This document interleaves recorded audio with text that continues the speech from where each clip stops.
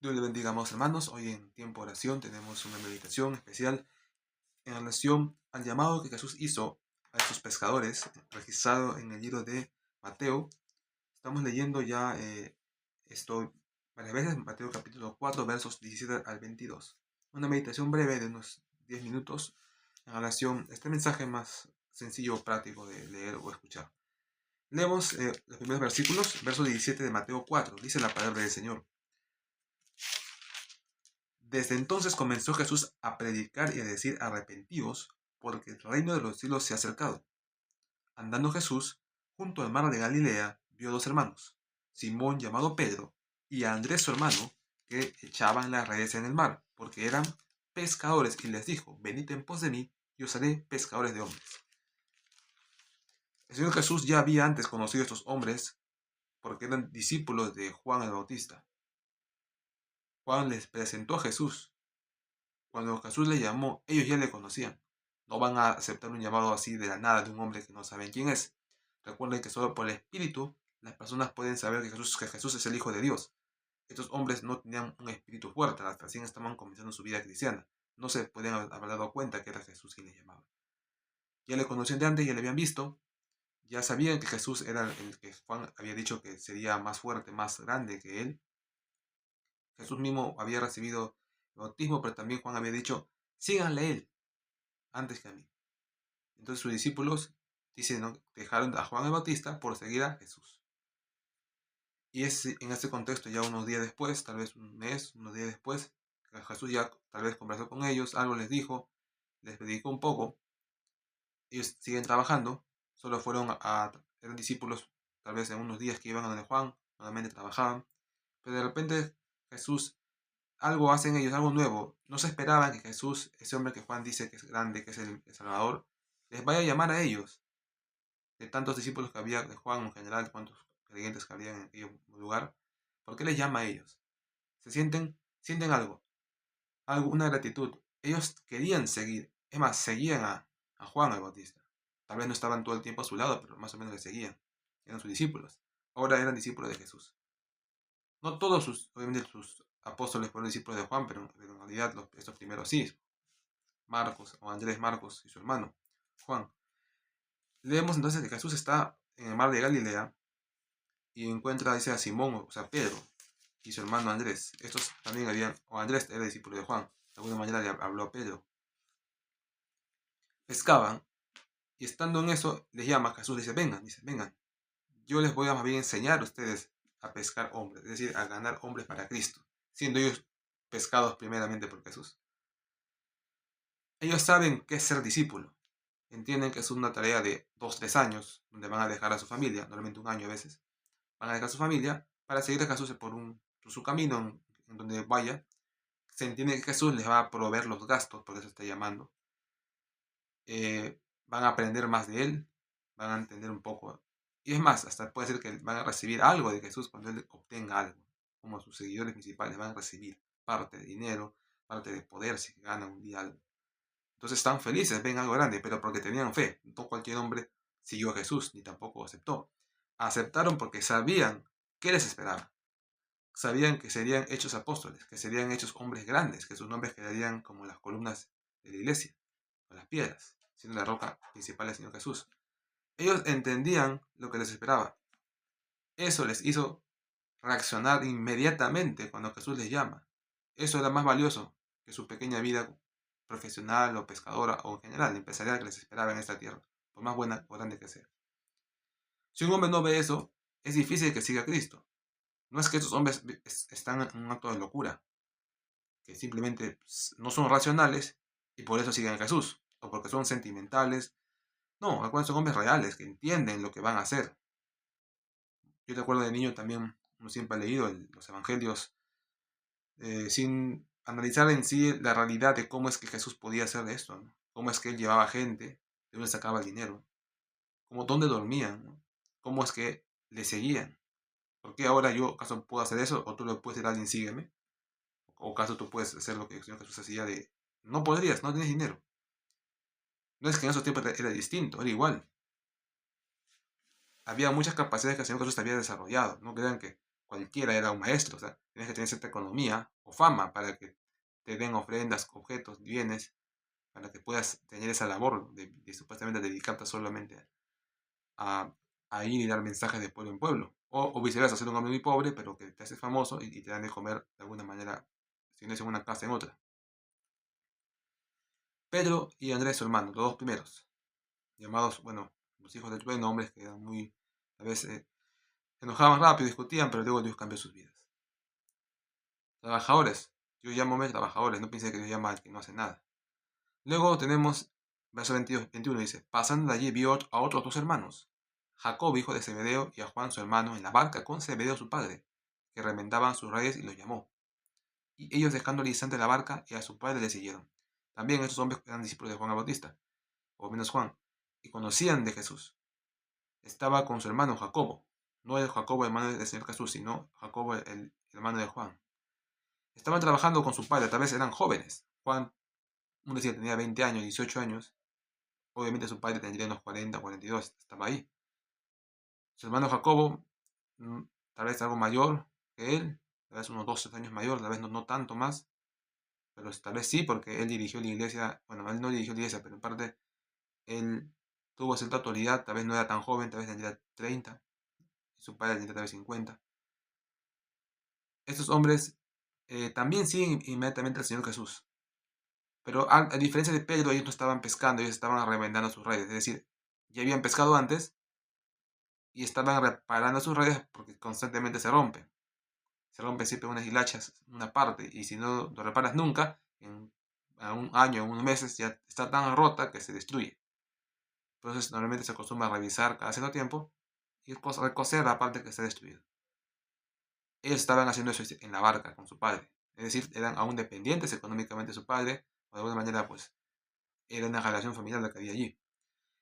Pero también dice que ellos al instante dejaron no solo la barca, en el caso de ellos también a su padre, a su familia, o sea, algo más, eran más jóvenes. Tal vez Pedro ya era adulto, tenía esposa, hijos y trabajaba independientemente.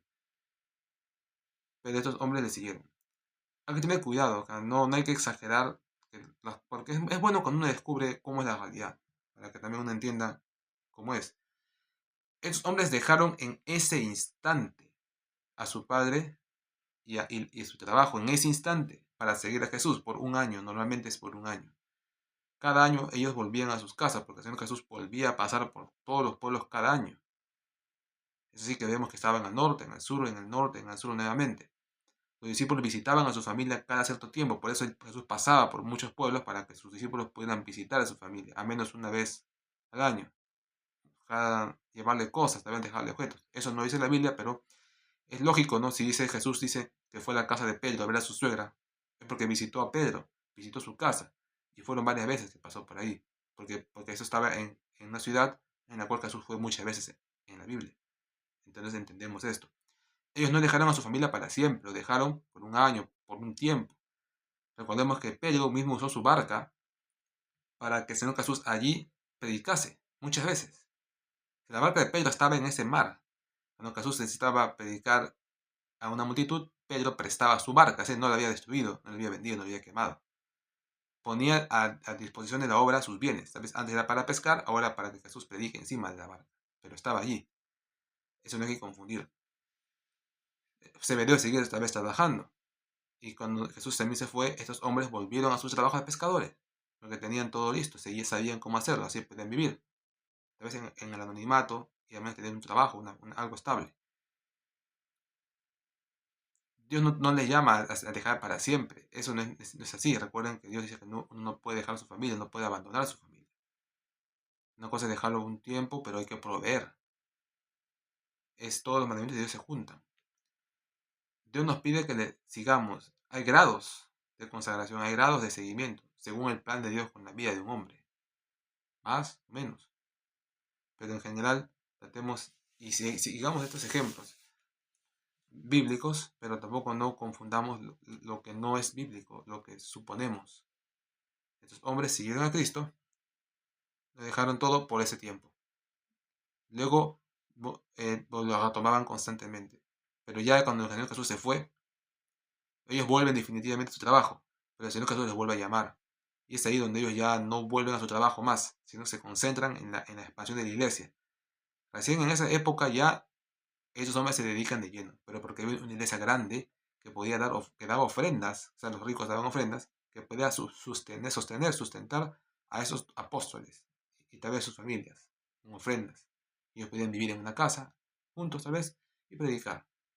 Solo el hecho de ser apóstol ya era algo de fama que hacía que los demás le quieran proveer, ayudar, dar. Así vivió Pedro, se entienden también los demás apóstoles que estuvieron ahí, también vivieron de esa manera. Eso es esa es la forma como Dios provee, como dicen, ¿no? El obrero es digno de su salario. La realidad es que son los ricos los que dan más al final, y de ellos prácticamente es la ofrenda casi global que se recoge en la iglesia.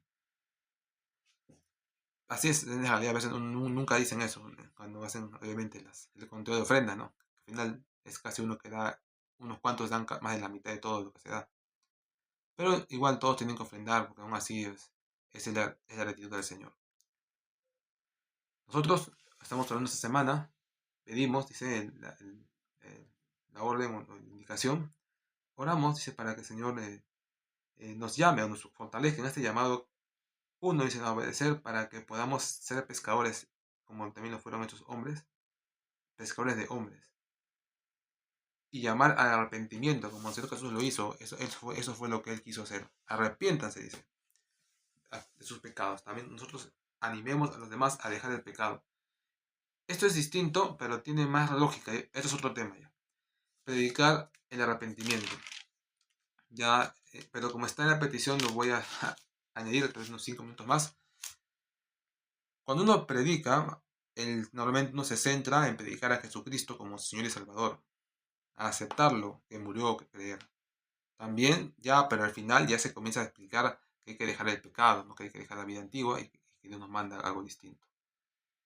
Pero acá Jesús es distinto, es diferente. Él precisa más el arrepentimiento, porque predica a un grupo de creyentes. Es decir, los judíos son como decir creyentes. Es como que vas a una iglesia y predicas el arrepentimiento. Porque las personas igual están en pecados, así sean creyentes. Y más aún los judíos porque eran simplemente religiosos. De que obedezcan a Dios era otra cosa. Ellos eran judíos porque era su religión.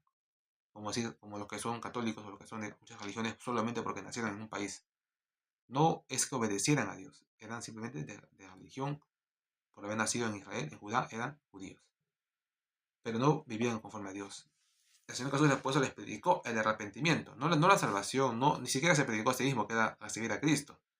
Él predicó el arrepentimiento de pecados, que al final es lo importante, que las personas dejen su pecado, porque gran cantidad de gente acepta a Cristo, pero no cambia su vida. Muchos que eran ateos ahora creen en Dios, pero eso no implica que obedezcan sus mandamientos. Igual como muchos cristianos creen en Dios, igual no obedecen.